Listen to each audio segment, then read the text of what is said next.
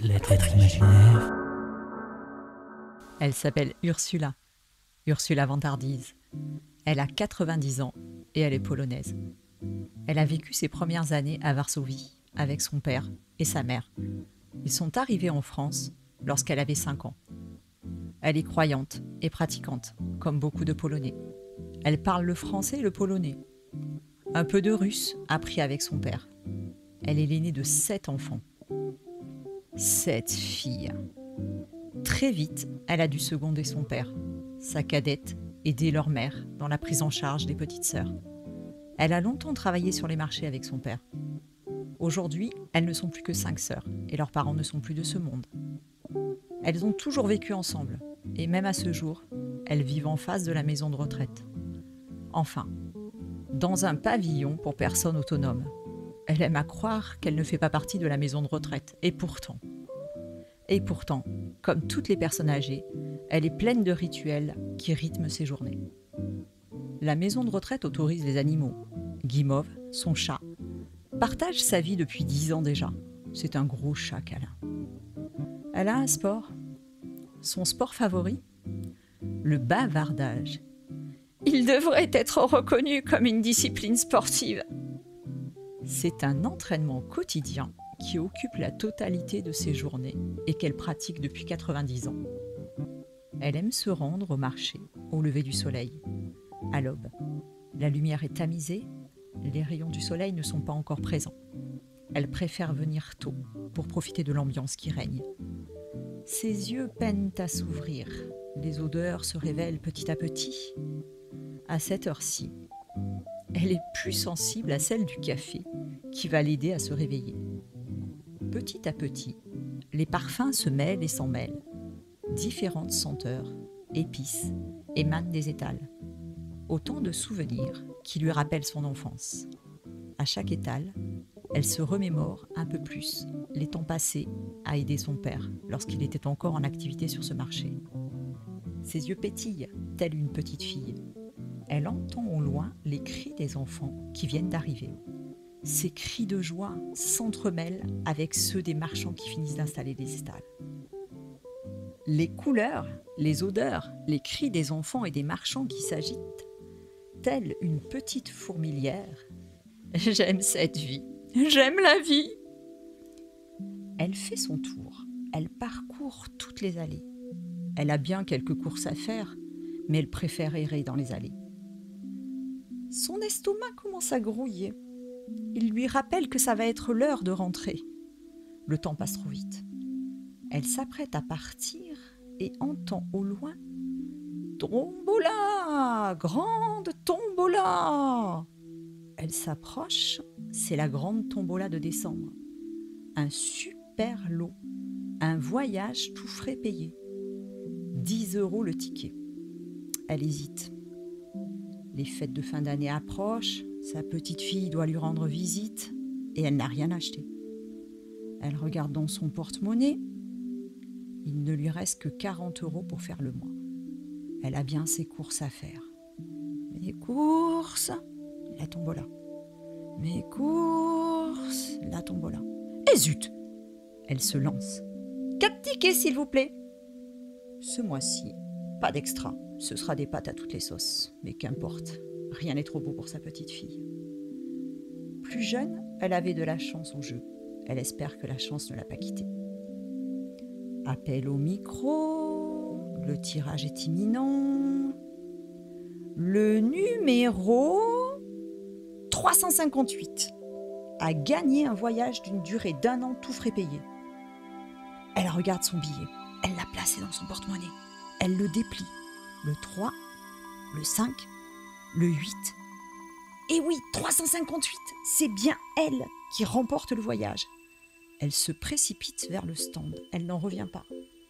Elle rentre au pavillon et se régale d'avance de ce que vont dire ses sœurs.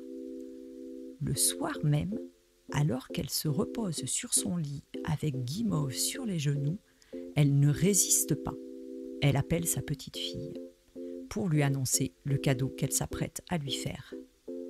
Mylène est heureuse, mais elle sent bien dans sa voix que quelque chose ne va pas. Elle ne veut pas du cadeau. Elle insiste. « C'est toi, mamé, qui dois partir à ce voyage !» Elle raccroche et prend son carnet. Et comme à son habitude, elle note le pour, le contre, le pour, le contre. Difficile d'abandonner les activités de la maison de retraite. Le tricot, le collage, les perles à enfiler qui rythment les minutes d'une journée, tout cela va lui manquer. Sans parler des repas en commun, avec l'ouverture des plats sous film plastique qui n'ont ni odeur ni saveur. Comment laisser tout cela derrière elle pendant 1 an? Non mais là je plaisante! Elle repense à ce que lui a dit sa petite fille. « Il faut que tu partes, mamie Ursula. C'est l'occasion pour toi de voyager. Un voyage pour 4. Allez, vas-y, fonce, mamie. Tu as bien le temps. Tu as du monde qui voudra partir avec toi dans cette expédition. » Ces mots résonnent. Elle a toujours voulu vivre une expérience un peu folle. C'est parti, c'est décidé, elle part. Mais avec qui? Comment allait-elle annoncer à la maison de retraite et à ses sœurs qu'elle allait partir pendant 1 an et en plus, avec les 3 jeunes de la chambre d'en face, 3 frères, Jean, 68 ans, Jacques, 69 ans et Paul, 70 ans. Ce sont les mêmes qu'elle. Ils pratiquent la même passion, le bavardage. Et puis, à bien y réfléchir, elle ne part qu'1 an. Elle laisse à ses sœurs son chat, Guimauve. C'est un peu comme si elle était là. Elle a passé toute sa vie à s'occuper des siens. Dans son enfance, elle a secondé son père. Sur les marchés. Aujourd'hui, elle est présente pour ses sœurs, qui comptent sur elle pour tout. Le choix des plats et des repas sans saveur, la couleur des perles à enfiler. Il est temps qu'elle pense à elle. C'est décidé, je pars avec Jean, Jacques et Paul. Voilà déjà plusieurs jours qu'elle est partie. Elle se lance dans une longue page d'écriture à ses sœurs.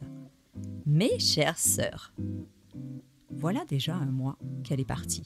Et comme à son habitude, elle a beaucoup de choses à leur dire. Elle voudrait leur faire vivre un peu de son quotidien. Le paquebot est immense. Il lui faut une carte pour ne pas se perdre et se rendre aux différents étages. Il est luxueux. Mais ce n'est pas l'objet de sa missive. Elle voudrait leur faire partager sa dernière escale. Une merveille, une île près de la Thaïlande. Les paysages sont merveilleux. Le sable contraste avec toutes les nuances de bleu. La végétation aux 1000 couleurs ravit ses yeux. Les enfants jouent et apprennent de leur quotidien. Le temps semble s'être arrêté. La vie y est paisible. La culture des terres et la pêche rythment les journées. Ça lui change des perles. Un climat doux, des baignades, des repas simples, du riz, du poisson et quelques légumes. Tout a l'air bon. Les couleurs et les parfums lui rappellent les marchés qu'elle faisait avec son père. Ils ont été invités à partager un repas et une soirée au village. Les costumes traditionnels sont de sortie. La musique, un grand feu réchauffe leur corps et apporte une douce lueur qui lui laisse à penser qu'ils ont eu raison de vivre cette belle aventure. Elle pense à sa sœur. « Tu te plairais ici, ma petite Jacqueline ?» Quelle merveille! Ses yeux, sa vue baisse. Elle a l'impression de ne pas tout voir. Elle a l'air d'une petite fille qui découvre le monde et ses merveilles. La lumière, les couleurs, les odeurs et les gens, elle voudrait ramener un petit bout de tout à ses sœurs. Mais sortie du contexte, tout semblerait si fade. Elle a tout de même acheté des tissus aux couleurs chatoyantes. Des tissus traditionnels. Elles pourront égayer leur chambre et mettre un peu de couleur dans ce dégradé de gris et de blanc. La couleur, n'est-ce pas la vie? Votre sœur qui vous aime, Ursula.